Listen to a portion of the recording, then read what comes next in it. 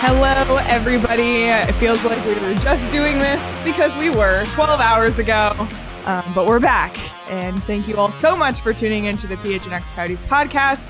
Don't forget to hit that like button, subscribe wherever you get your podcasts. Leave us a 5-star review. I'm Leah here with Craig. Petey. No Petey. No Petey. No Sean.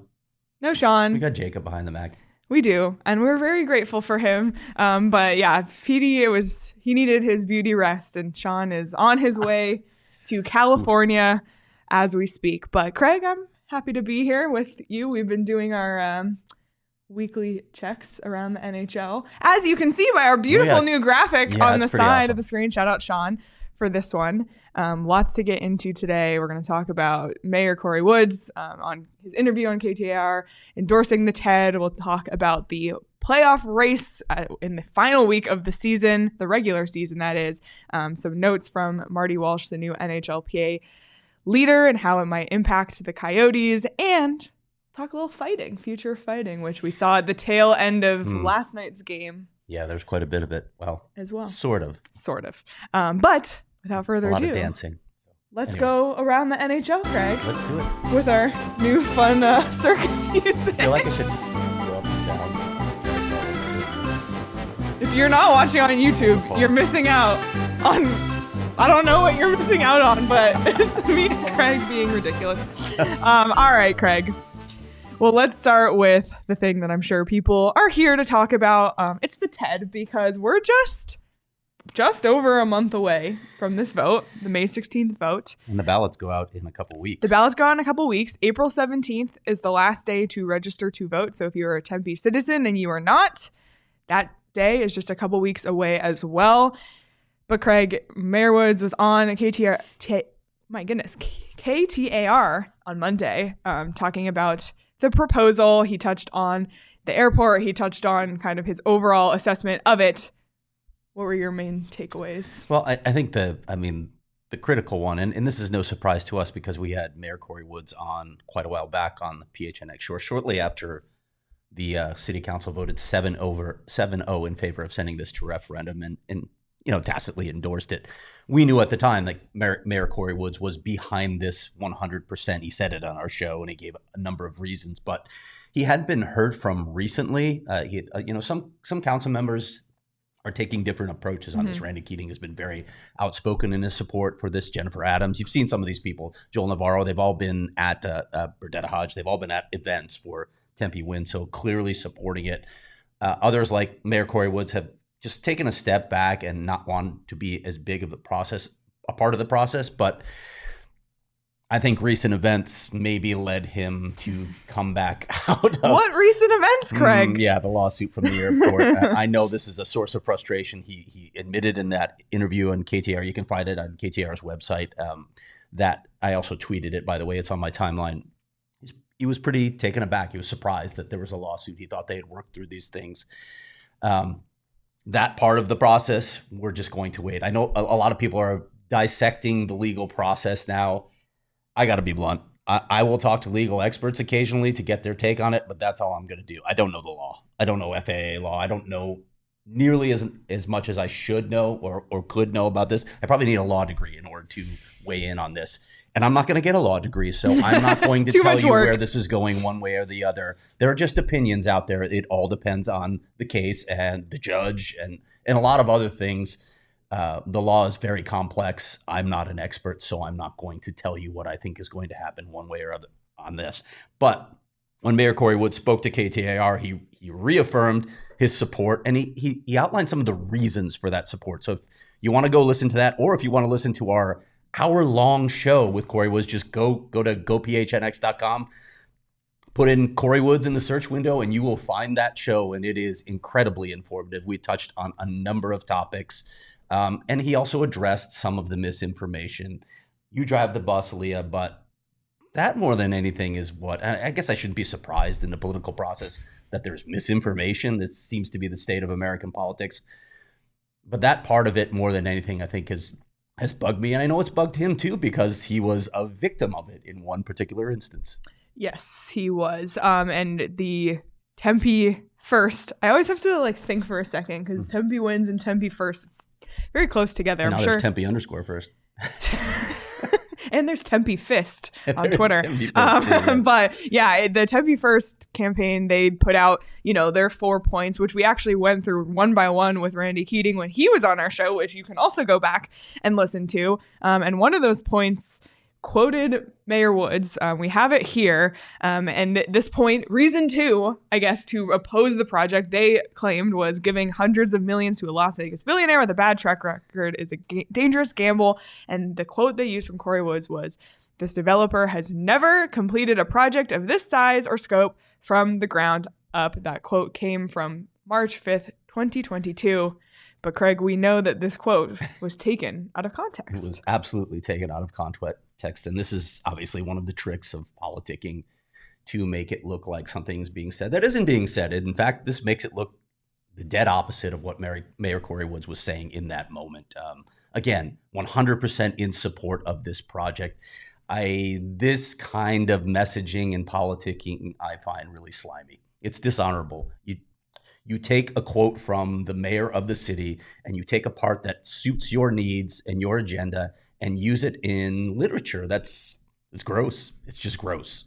He did not intend to say that he had any concerns about the developer because the city of Tempe vetted this process thoroughly. The staff, as we know, we heard in council chambers, and as he said on our show, vetted Alex Morello and the Coyotes thoroughly financially and came away very satisfied with their ability to fulfill their promises and execute this development. So to use that sort of, again, it's just dishonorable, but again, not a surprise to see that sort of behavior. Yeah, and something they did on that interview with him was they played a quote from the Tempe First, I guess, campaign manager, what's her last name? Dawn Pennick-Thacker? Yes. And she had gone on their show previously and, stated why should, taxpayers pay for an arena? But, that's a one string of misinformation that has been going on. And Mayor Woods was able to respond directly to that. And I have 2 issues with that argument. First of all, the fact that it's not true. You're only paying if you are attending anything on the site. You can completely avoid paying taxes if you just don't go. But also the fact that all the focus is on the Coyotes arena, not the fact that this is an entire development that includes housing, shopping, restaurants. Yep. Like, I think to say it won't improve the quality of life for Tempe residents. Like, really? Well, I think, really? There are a lot of people who think it will. Yeah, with and all the things you just talked about. It's so easy to zero in on the arena part because, why should we fund just a sports arena? And I get, there's a bad notation around arena, especially to do with the Coyotes with just their tumultuous history. There are points of discussion, right? We could have points of discussion with faith in the Coyotes and Alex Morello, given their history. That's fair game, but the way it's been handled here, I think, has been dishonest. Yeah. But another thing that came up in this interview was the airport issue, which is obviously the most recent development in this whole thing. And they asked him to respond to it directly. And I thought it was interesting what he said, because he said when he had heard that it was coming, he wishes that the 2 sides could have just sat down and hashed it out or had a discussion before any of that happened. And I think, he was, I mean, to echo how I think at least I can speak for myself, I've been feeling just like a little surprised, taken off guard, maybe disappointed, thought it was resolved. And like he mentioned in the council chamber in November, when the council voted 7-0 in favor of this, the airport wasn't really an issue anymore. Yeah, and all of a they sudden had some things to work through. Yes. But his hope, and what he said on our show and what he said repeatedly, is he had hoped that 2 cities could behave like adults. Just get in a room and talk it out. That is what he said repeatedly. Let's have a discussion here. Let's figure this out. Don't behave like this. And then again, they like you said, they kind of blindsided him with this behavior, and I think that frustrated him. And he's a very measured personality. Like when we talk to him, he's very careful with his words. And I'm not saying he's calculated so much as he has a pretty calm presence, actually. Not a lot seems to flap Corey Woods, but this particular issue has done it to him twice. I mean, we saw his reaction the first time it happened, and again, now he comes out publicly for the first time in a long time to talk about this issue, because I think he was frustrated with the way it was handled. again, just be adults, get in a room, let's talk this out. He didn't see it coming, didn't have a sense that it was coming till, again, like you said, a couple of days before. I think that was his source of frustration. Yeah, absolutely. And the source of frustration for, I'm sure, many Coyotes fans as well with this one. Craig, the other thing about this one of several, but yeah, we can spend an hour just on this. Yeah, I could tell you about the meetings that I've attended and the information that I've heard coming from voters' lips. That was literally, I have showed people public record, literally held it up on my phone. Here is public record, and still had them say, well, that's not true. Okay, I don't know what to do with that. That level of, I don't know what, just standing fast in what you want to believe, even when confronted with facts. I don't know what to do with that. But one of the narratives that persists about the Coyotes nationally, internationally, here locally, they got kicked out of Glendale because they weren't paying their taxes and other bills. And listen, there's a list of things that we could talk about on that front. The Coyotes were certainly guilty of all those things. They haven't paid contractors. We've seen all of these stories come out. And if you want to discuss that, sure, let's have that discussion. They didn't get kicked out of Glendale for that. And I literally wrote a story with a direct quote from Glendale City Manager Kevin Phelps outlining why this relationship ended. Here it is. I made it abundantly clear that my hope would be that ASM and the Coyotes could reach agreement on a long-term lease at Gila River Arena of 15 to 20 years in length, Phelps said. However, I wanted Pat Murphy, of course, one of the executives in the organization, to know in no uncertain terms that if a long-term agreement could not be reached, then the city would exercise its right under the current use agreement and not extend it beyond June 30th, 2022. So what happened? The Coyotes were not willing to sign a long-term lease. We have known for years that the Coyotes did not intend to stay in Glendale long-term. NHL Commissioner Gary Bettman said it himself. It is not viable financially. It will not work. The Coyotes will not remain in Glendale permanently. We've known this for years. That's the reason they parted ways with Glendale. Glendale very much wanted to sign the Coyotes to a long-term lease agreement, even with all those other issues that they had financially, which they obviously used quite well politically to get their messaging out after the fact. But that's not why they left. Again, they would have moved past all of that to have the anchor tenant if they could have, if the Coyotes had been willing to say, yeah, we'll commit for 15 more years. So that's the truth of it from Kevin Phelps' own lips. I'm sure people will still watch that and say, but no, that's not true. Because you had a direct quote. Well, I literally held that quote up to a couple that I was sitting next to at one of these events, and they said that's not true. Okay, sure. Then vote no. Vote no then. Yeah, I mean, if you don't want to be confronted with facts, sorry. Do what you. I guess you still get to vote. It disturbs me that you still get to vote when you're ignoring facts, but that's your right as an American citizen, I guess. My other takeaway from this interview, obviously, we've known that Corey Woods, for the most part, has supported this project. Like he came out and said on our show, as he said, every council member, every former mayor supports this. You could see all these people. All the former mayors. All these people who are embedded in the city of Tempe and really understand the city's finances and really every aspect of Tempe. They'll support it. It's interesting. There's obviously one former council member who does not, but all 7 sitting council members supported, and we've seen Hugh Hallman, we've seen Neil Giuliano, we've seen Mark Mitchell, we've seen Harry Mitchell, all support this project and all have a deep and extensive knowledge of this city that they have called home for a very long time and that they served for a very long time. Yeah, and something that Corey Woods mentioned was the fact that right now the land is just sitting there. It's making no money. It's literally a dump. Let's put a parkway on it. Yeah. And are you a child? Do you really think that the most expensive and last real legitimate piece of real estate is going to turn into a parkway? What naive world do you live in that you think that's going to happen? Let's have an adult discussion about this, okay? But also, if they do turn over the land, that's $50 million immediately that the city of Tempe gets that they can do whatever they want with.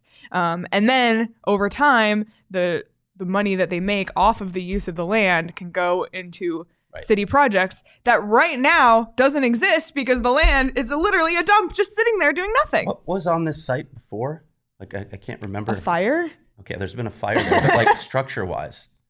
Oh, that's right. Nothing since the founding of the city, as Randy Keating told us when he was on the show in whatever it was when the city was founding. Sorry, I can't remember the year. It might be 1894 or whatever. There's been nothing on that site. But suddenly, I'm sure that people are lining up to develop this site and pay for the cleanup cost as well. Well, actually, if you talk to Tempe city officials, they'll tell you, no, it's really hard to get someone to clean that up. And the city of Tempe can't afford to do it itself. That's one of many things that's so attractive about this is that the Coyotes are willing to do the cleanup.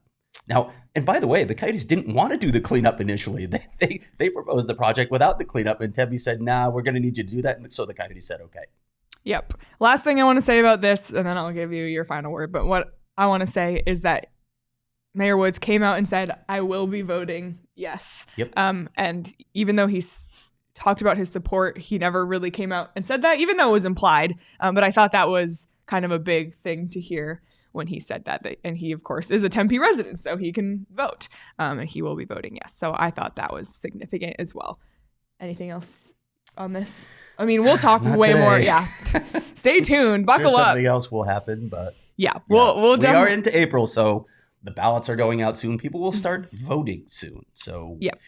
The end is near. The end is near, and we promise we will talk a lot more about it as it approaches, and as we did today.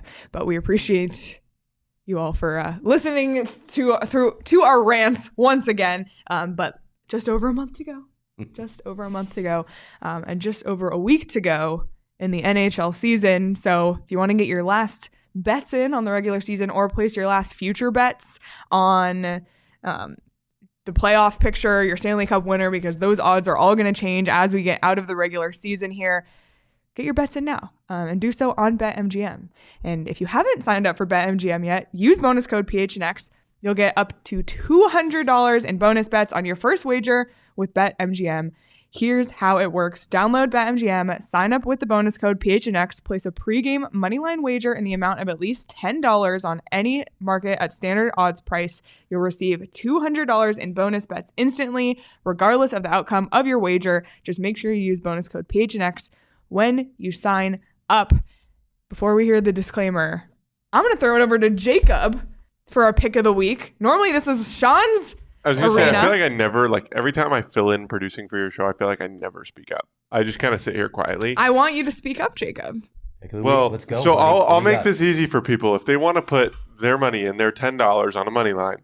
Yeah, which you it's get. D-backs money line all day long. Hell yeah. I love D-backs it. money line at plus 125 today. I like that. Zach Gallen against Yu Darvish should be a phenomenal game. Last night's game was electric. electric. A great game. They've had some really good games to start this year. This team looks like they're headed in the right direction, for sure. There's been obviously a few things that people are going to be upset about, but people are always going to be upset. Put your $10 on the D-backs money line, recoup that money, and then you'll get your $200 in free bets. I think you even get the $200 before the game even happens. That's what I've heard through the grapevine. It's a win-win. It is a win-win. All right, so there's the pick of the week. Thank you, Jacob, or Faj, as the chat knows him by. And now you can listen to Shane talk about the disclaimer.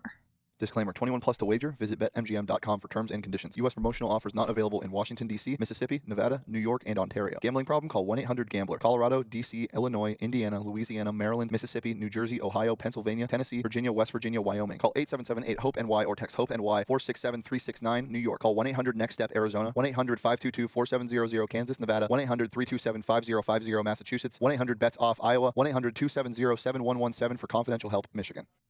Normally, Sean puts up the graphic during that, and nobody. I wanted to make you sit there. Yeah, and everyone got to see my little. It was awkward. My little. Your little dance move. My little dance. There's been a lot of dancing this morning. A little too much for my liking. But before we move on, I might have to go to Illegal Pete's for lunch today. I'm really feeling it. I'm always feeling Illegal Pete's, but it's so freaking good. It's so good in any weather. It's kind of chilly today. It's good in. Yeah, what's up? By the and way, it's gonna be 80s like yesterday. It's 60s. It's today. like 50. It's in the 50s. It's gonna be 90 this weekend. I don't understand. Anyway, go to Illegal Pete's. It's good any time of year, any time of day. They have delicious ingredients and customizable options. It's the perfect way to treat your guests to a culinary adventure they'll never forget. Ooh, that's fun. And if you want to book a catering order, head to catering.illegalpete's.com. Plus, be on the lookout as our PHNX Sun Devils crew will be doing a live show at Illegal Pete's on April 15th. So that means Sean and Shane and Totri at Illegal Pete's. That's April 15th. That's the same day as Pat's Run, same day as the spring game. Going to be a lot of fun. So Illegal Pete's is your go-to spot for burritos, buddies, and beer, and queso, and margaritas. Just saying. All right, Craig, we did this last week. I want to do it again because things have changed a little bit, and take a look at the playoff picture, but more importantly, the wild card races. Literally, there are like 8 days left in the NHL regular season. We're over a week left in the season. We're down to the wire. The wild card races are picking up immensely. And let's start with the East because there's a few more teams in the picture there. It's getting kind of crazy. You got the Islanders right now in the first wild card spot, 87 points, followed by Pittsburgh with 86 and a game in hand. Florida one behind them, 85. And then don't even count out Buffalo with their 81. Ottawa kind of hanging on with their 80.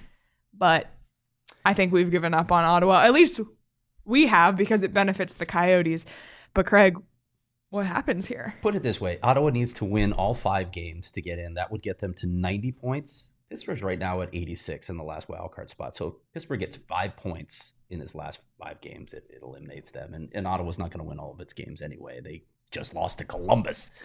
So they're not exactly looking like a team that's ready to make the playoffs. I have counted the Ottawa Senators out. They're out in my eyes. Okay. Buffalo's still alive because they have 7 games remaining. They have 2 games in hand on the Panthers, Penguins, and 3 on the Islanders. So it's still going to take a torrid finish, right? You gotta win almost all of your games to get in at this point, but it's possible for Buffalo. Florida's the team that I'm really watching right now. They're playing well. They seem to be on a run here. Pittsburgh hasn't been playing that well. Those teams are really tight, and even the Islanders clearly not secure at this point at 87 points with Florida at 85. I know. I thought they were a shoo-in last week, and they really struggled over the weekend. Yeah, so this is a 4-team race right now. It's going to be really interesting to watch. I can't conceive of Sidney Crosby being out of the playoffs, but that is a very real possibility. I looked at the remaining schedule for these teams, really more strength of schedule. Pittsburgh actually has a pretty easy schedule.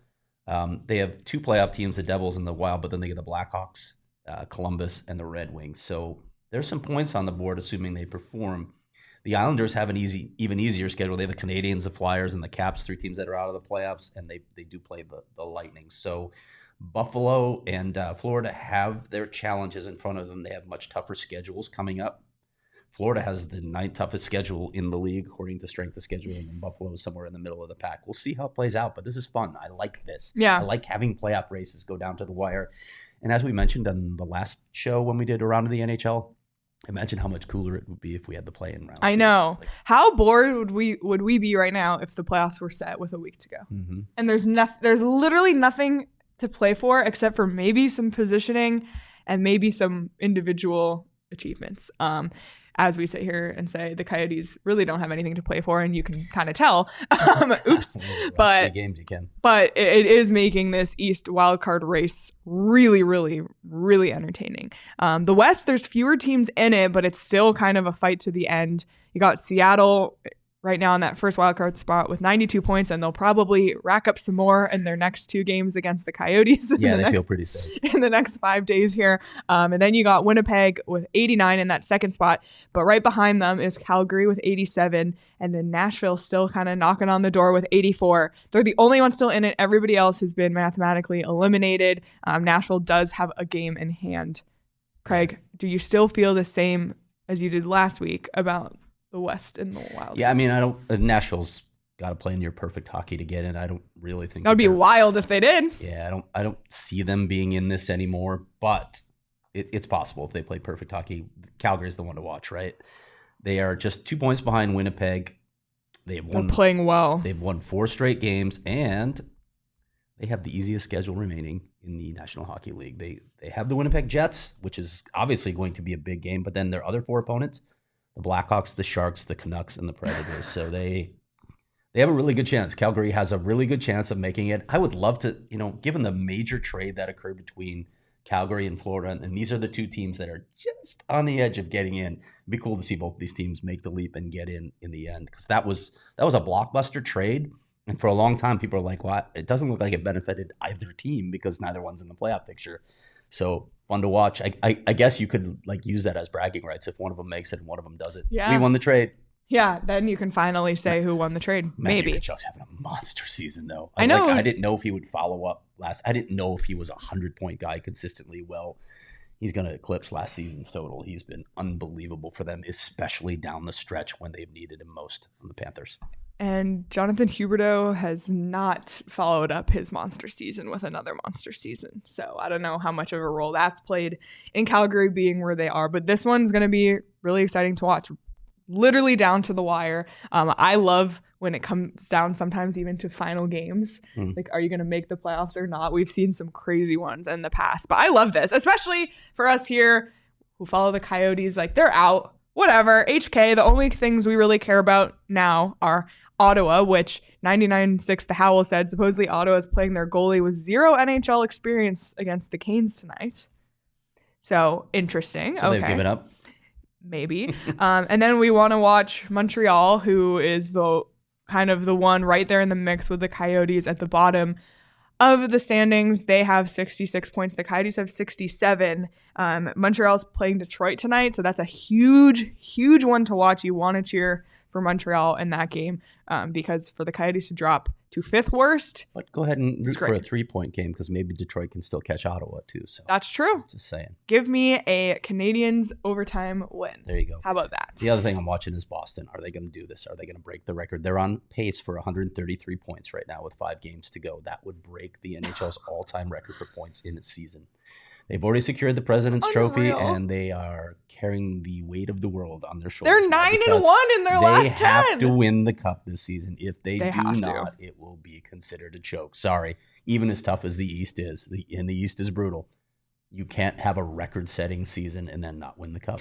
I think they can do it. The only thing that worries me is if they get that Brad Marchand hasn't apologized to me. No. That and the fact that if they have a really bad injury situation, you never know. That's the thing. Sometimes hot goalie. Sometimes injury stuff can make or break a playoff series. It's fascinating. The first round is always so fascinating to me too, because there's just crazy stuff happens in the first round of the NHL playoffs. It's almost like teams need to get on a roll, and that first round is like a test. I remember with the Blackhawks, like how they barely escaped Detroit one year after they had that monster season where if they had played the full slate of games, they would have set the record themselves. They were unstoppable, and then Detroit took them to Game 7 where overtime. How about Tampa, Columbus? Yes, exactly. Like stuff like that happens in the first round of the NHL playoffs. It's nuts. Yep. So looking forward to it. I'm really excited. I can't wait for the NHL playoffs. I can't wait till one day the Coyotes are back in them. Petey's not here, so I got to replace. Yeah, you gotta sigh.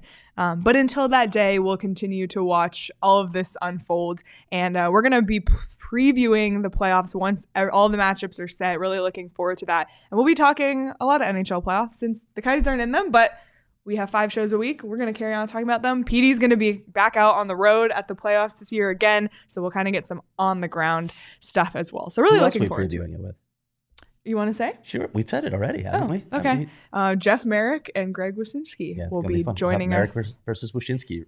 Yep. We'll fire it up again. Looking forward to talking to those two to preview everything. But for all the fans and all the media of those teams, they'll be, stressed, busy. We'll be relaxed, feet up in the recliners, 3 games on our 3 TVs with a 4 Peaks beer in hand. That's the situation mostly nightly here, to be honest. Last night it was fun with the national championship, the D-backs and the Coyotes, but nothing fits that picture better than having a cold 4 Peaks beer in your hand while you're watching sports. And we'll be there on April 27th for the NFL draft, because at least the Cardinals know where they're picking for now, unless they trade it, but they at least know they have the 3rd pick, okay? They also have a new coach and a new GM. It's a big opportunity for the team and the best way to take in the pivotal moment and the rest of the NFL draft on April 27th.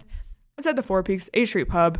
You must be 21 or older to drink and enjoy responsibly. Don't have to be 21 to go to 4 Peaks, though, because they also have amazing food. And if you're stressed about the playoffs, or you're stressed about the TED vote, or you're stressed about the draft lottery, those are things Coyotes fans are currently stressing about. May I recommend OGs? They have something for every one of your needs, including help get to sleep. They have Happy Balance, which is a 1-to-1 CBD THC ratio. They have microdose gummies, indica, sativa, anything that you need, they have for you. So check out OGs. We love them. They're also delicious. They're also local. They're just amazing. So you can find them at your local dispensary by checking out ogsbrands.com. Must be 21 or older to enjoy. All right, Craig, we're a little late to the party on this one because this kind of all went down last week, but it's still relevant because it has an impact moving forward. But the NHLPA has a new leader, which we've talked about on a previous show a while ago, Marty Walsh.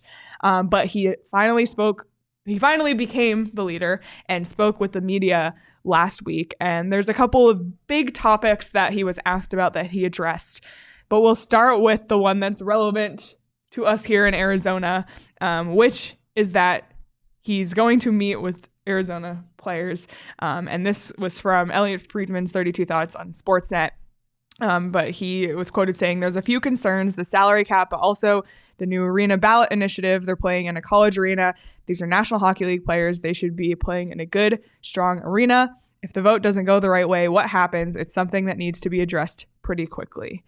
So the situation in Arizona, very much on Marty Walsh's radar. Yeah, and you would expect that.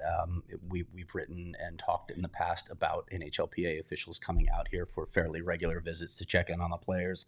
How are the facilities? How is everything going in this new arena? Are you being treated right? All that's happened multiple times in the past, and you would expect that the new head of the NHLPA would have this on his radar to check in. It's, I don't know if anything has changed appreciably on the Coyotes front. Like, I think everybody understands what the situation is now at Mullet and up at the ice den as well, and with the vote. But it's more like a meet and greet, right? Like, I know that you're one of my issues right now. You're on my agenda, so I'm going to check that off by meeting with all of you, introduce myself to all of you, and then the one of the questions he raised, like if the vote doesn't go their way, what happens next? We need resolution pretty quickly. Well, yeah, I think we're all wondering the same thing. What is plan B for not just the Coyotes, but for the NHL? Will the NHL allow this ownership group to pursue a plan B here if this falls through? I don't know the answers to any of those questions. Don't mean to alarm anyone, because, again, I don't know. I don't know what the NHL is thinking if this doesn't go through, but I also think that they're pretty confident that it will go through. Yeah, but I mean, I guess it's good to hear what is on his to-do list, and I don't think he means any of it in a negative way, like, they're miserable, job. Let me go check in on them. But he's representing the players, and he needs to hear from all of them. And I appreciate that kind of in all his quotes. If you go through and read, he kind of has his opinions, but he always defers back to the players. Well, this is how I feel, but I need to kind of talk to the players, So yeah, I like the tone that he struck as the head. Yeah, it's all about the players and understanding their needs and what's troubling them. He is definitely, he sounds like a player's coach is what he sounds like. We'll see how he executes it, though. Words are one thing. Yeah, he'll be judged by his actions. Couple other hot button topics that he addressed. The first one being the pride jerseys, which has been a huge thing this season, with some players opting not to wear them, some teams opting not to wear them. I'm very, very glad that the Coyotes were not one of those teams, that all of them wore it, and they were phenomenal jerseys.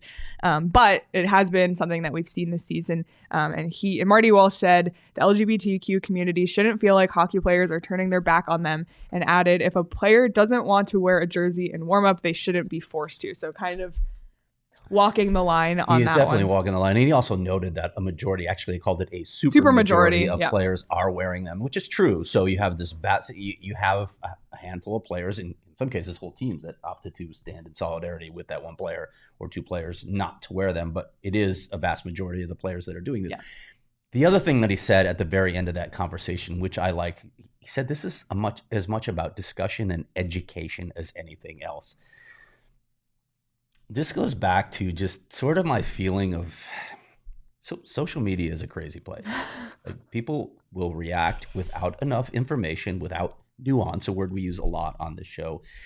Again, get in a room and have an adult conversation. The things that people say and react to and the way they react are not ways that they would speak and react if they had to sit face to face across the table from another human being. So keep that in mind whenever you're discussing any of these topics. And I think what he was trying to say is, hey, I think we're going to try and bring players to a better understanding of what we're trying to do here. And then we'll see where things shake out. Again, it's about education.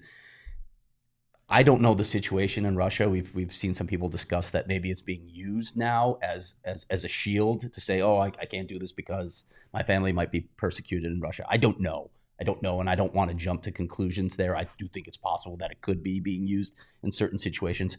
But let's have a discussion. Let's talk. Again, let's be adults. Let's talk about, don't shout at each other on Twitter. Just let's talk. Try and figure this out.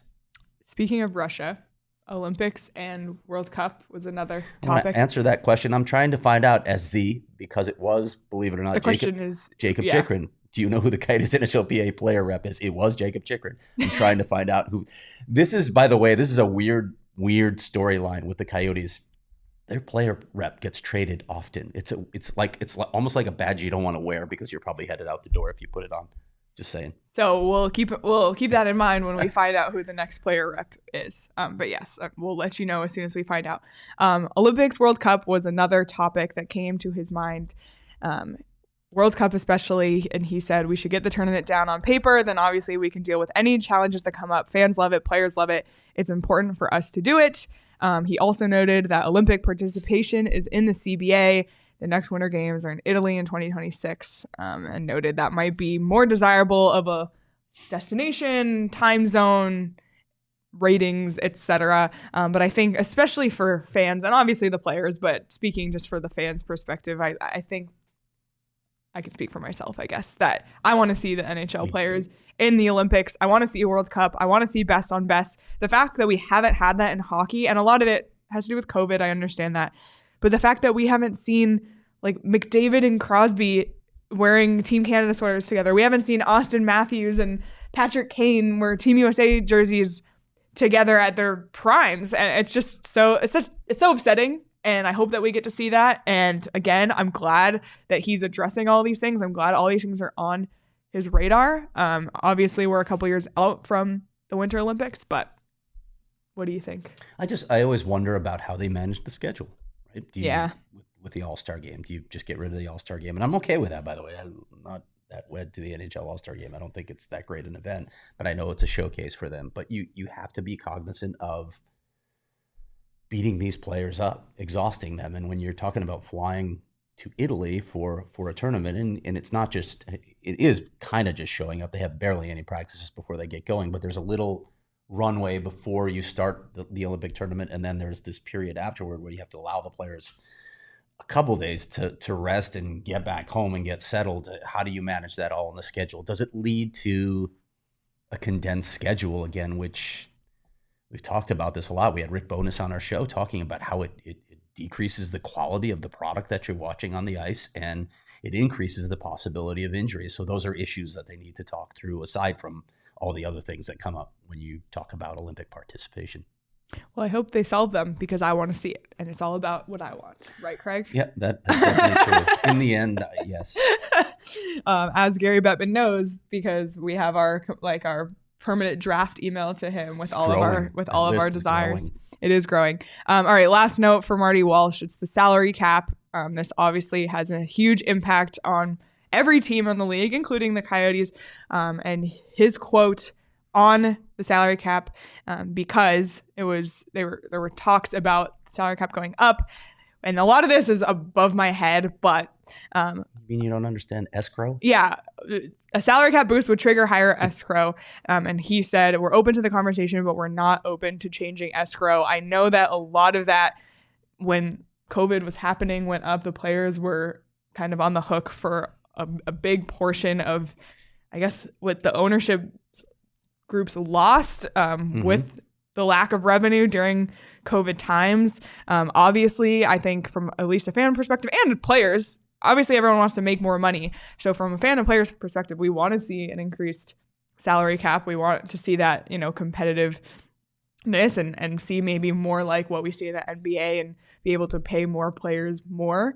But it's not as easy as that. Just like you can't print money, you can't just raise the salary cap without that. So thought that was interesting. Yeah, and it's also the PA has said that they think there's a path forward to raising the cap by as much as $2 million without increasing escrow.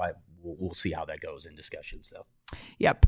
All right. Final topic from us today before we head out. It's fighting, because the future of fighting has obviously evolved a ton, even in the time that I've been watching hockey. But I was going to say, since you've been watching hockey, it wasn't meant to be about how old you are, Craig, but you are old. You have been watching hockey longer than I have. Yep. The once a show reference to my age. Here it is. We should have a name for this, Jacob. We should throw up a graphic like every time Leah references my age. But it's come up a bit because the QMJHL has announced that they are going to ban fighting going forward. And I think it's been kind of a big conversation topic about the role of fighting in the NHL, the future, not just the NHL, but hockey in general, because if you're banning fighting at these lower levels, is anybody going to fight in the National Hockey League? What is fighting that's good? What's fighting that's bad? What belongs? What doesn't? Craig, what's your opinion on fighting in the NHL? This has been a big ranty episode, I feel like. First of all, I would really encourage you to read the piece that Sean McIndoe wrote for The Athletic on fighting.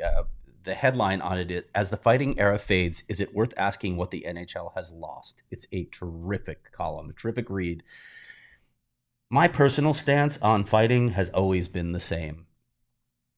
It's idiotic. I am not a fan of blood sport. I don't understand the fascination with watching two guys beat the hell out of each other. It's barbaric. I think it's lowbrow. I think it's, if you're into it, I'm just going to go say it. I think you're less evolved as a human being if this is your thing. So how's that for a strong take on it? When my dad and I used to attend games for the Blackhawks, he had season tickets. People loved fighting. People would get to their feet and cheered loudly. It was crazy when there was a fight that broke out, and fighting was much more a part of the game back then. My dad and I stayed seated because we didn't care for fighting at all. And I know there's this argument that it has a place in the game for policing infractions, like if guys are getting too careless with their sticks or taking liberties with younger players, it has a place in the game to say, okay, we're not going to put up with that. If it's a clean hit, there's nothing to police. Let me say that first of all. If it's not a clean hit, if it's a penalty, well, have your damn officials do a better job of officiating the game properly. If it gets to the point where we have 40 penalties a game because the officials have to rein it and say, that was indeed a penalty, I'm not going to let it go this time because, I've already called 3 penalties on you and we need to even up. What? That makes no sense. Call the damn game as it's played. If it's a penalty, call it. And if it's a clean hit, no, it doesn't need to be policed because it's part of the game. I don't believe that fighting changes anything. Maybe there are still people who believe that it polices the game to a certain extent. But all this talk, I mean, there's actually been analysis of this, that fight changed the game. No, it didn't. And if you look at the research, you'll find that fighting doesn't change a damn thing. It doesn't change the outcome. It doesn't alter the trajectory of a game. No, it doesn't. And there's good research on this. So stop with that narrative. If you want to say that it has a place in the game, and I know there are a lot of people, well, I played the game in the NHL level, so I understand. Okay, fine. I'll give you that perspective, and you understand if it helps police the game. But again, I think there are ways around that. There's no fighting in college hockey, is there, Leah? No. Is that game suffering? I mean, are guys killing each other? Are we seeing hospitalizations because college hockey doesn't have fighting? No, they figured it out. They solved it. They evolved. And I want to keep using that word because that's what this is. This is not caveman days. This is evolution. This is understanding the impact of fighting. We say we care about injuries, head injuries in particular, concussions, CTE. And yet, for all that lip service about caring about those head injuries, you allow a guy to punch another guy in the face, which is going to cause those specific types of injuries. Stop with the hypocrisy. Figure it out. Get it out of the game, and that's what's happening right now. As for what we've lost, I don't feel like we're losing anything. I feel like we're evolving and progressing as a species. So you're for no fighting? No fighting. Wow. Okay. I slightly disagree. Yeah. And this is the thing that I like about the McIndoe column, because I think he acknowledges it's not a two-side issue. It's actually a three-side one. There's the anti-fighting, there's pro-fighting, and there's somewhere in the middle. And if I had to identify myself, I think it's somewhere in the middle. I did not play hockey. All I've done is watch it my entire life. I think I agree with the evolution. I think we've seen CTE, we've seen the mental health impact. We've heard from former players the anxiety that they had having to go in with these fights. I don't like the stage fights. I don't like the once in a while a dramatic dropping of the gloves at like the face-off dot. It's kind of electric. But in terms of the need for it every night, I don't think there is a need for it every night. Even though statistically you can make the argument that it doesn't change the game. Like, for example, last night, the Liam O'Brien fight kind of felt a little unnecessary. But Josh Brown going after a guy kind of in the final 5 minutes, frustration boiling over. As a fan, I don't mind seeing that because it shows that the team cares. The Coyotes lost the game 8-1. Like, Josh Brown going after that guy wasn't going to have an impact. But in terms of, I don't know, just effort or that, like, that's what I want to see as a fan. Not necessarily like, I don't need to see a fight every night. I don't need to see a stage fight even.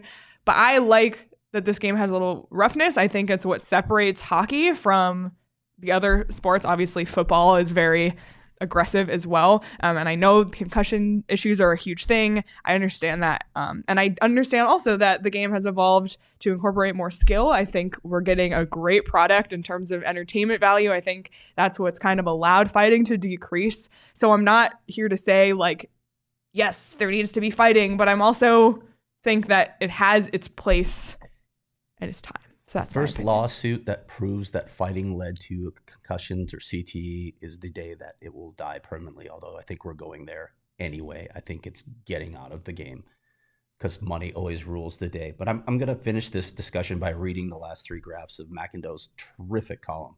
If Gary Bettman and friends are worried that the product has lost part of its appeal to the grizzled fans of the past or the potential new ones of the future, they're doing a great job of hiding it. So maybe there's our answer. No, the game didn't lose anything, at least not anything worth keeping. And if you think it did, then you can crawl back to the YouTube comments with all the other dinosaurs. Or better yet, you could consider the option that we used to sneeringly offer the anti-fighting brigade all those years ago. Go watch something else. Some of you are already, but that's progress, right? The game moves forward and things get better, even if we lose a few of you along the way. Yeah.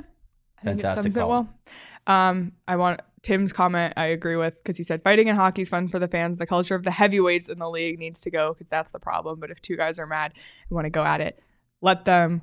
Karen said the Josh Brown fight was completely useless though. Yes, it was. I know, but it's more so just the effort level. Kenny, I want to see Zegras get. Kenny, I can tell you you're not alone. I think if we took a player poll, he might top the list of people, that other players want to see get his. Yeah. Anyway, it's an interesting topic. And obviously we'll see how it continues to evolve over the years to come. But I think it's interesting. And I think we can all have differing opinions on it. But definitely go read that column. It's a great column. And speaking of great writing, go phnx.com, become a diehard, so you can read Craig's diehard only pieces on the site. The Clayton Keller article is up. It's not for diehards only. It's free and unlocked, but I highly recommend going and checking it out. But being a diehard gets you access to our Discord. It also gets you 20% off merchandise and events, and you get a free shirt and hat every year you sign up, including the new shirt that we just launched in the locker. You can get that now. It's the new PHNX Coyotes and Four Peaks collab shirt. It's now live in the phnxlocker.com. So check it out. And join us for our season wrap party at Four Peaks 8th Street Pub before the Coyotes season finale on April 13th, starting at 5 p.m. Wear your new shirt and you'll receive drink specials all night long. I really want us all to be matching, wearing orange at that event. It's an amazing, amazing shirt. So check it out.